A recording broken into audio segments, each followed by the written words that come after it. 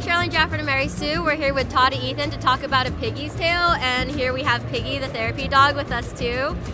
So Todd, why don't you tell us a bit about The Piggy's Tale and how it came to be? Oh, well, it actually came to be because of this guy. So Piggy, when he was just a puppy, maybe 4 or 5 months old, we went down to the Dominican Republic and we found him. We were volunteering with a group of veterinarians and some locals carried him in, and he got hit by a bus a month before we got there, so he was almost dead by the time we saw him. But the veterinarians were able to amputate the leg, emergency surgery right on the spot, but they said if he is to have any chance to survive, someone has to bring him back to the US. So we will.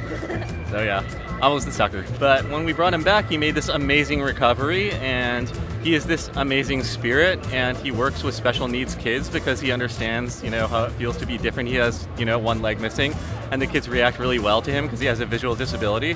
So he has a real life superpower.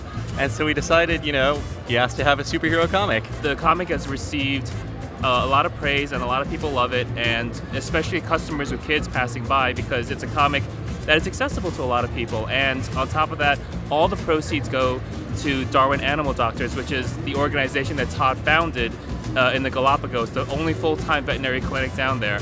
And it's all inspired by Piggy and all the other animals that rule his life. So there you go. This is when Piggy first discovers his superpowers, and it starts with the floating, but then he realizes that he can sense other animals and their pain and his empathy. So that's really his main power, all the empathy. That's how you really beat the bad guys, by understanding them and, being kind.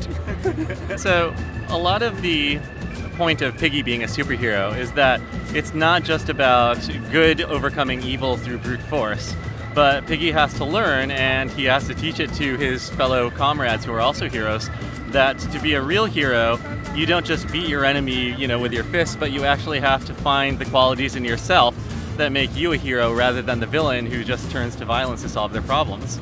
And so he actually teaches the power of forgiveness, and even after defeating bullies, like the power of forgiving them and helping them reach their potential to become good people too. Yeah. Todd, how is Piggy adjusting to his fame? Well, number one, he loves this. Yeah. He lives for conventions.